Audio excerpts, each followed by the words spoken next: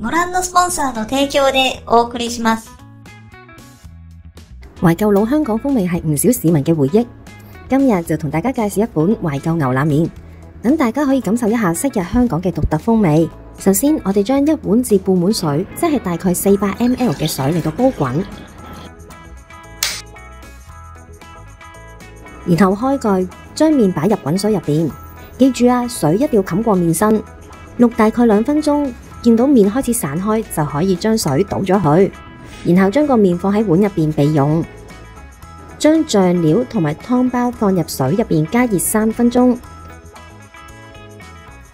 將熱咗嘅湯包、乾蔥同埋味粉我哋放入碗入邊，然後加入200 ml 嘅滾水，最後就連同啲湯倒喺麵上邊。鍾意食撈麵嘅你可以直接將醬料倒喺麵上邊。哇，咁快咁就完成啦！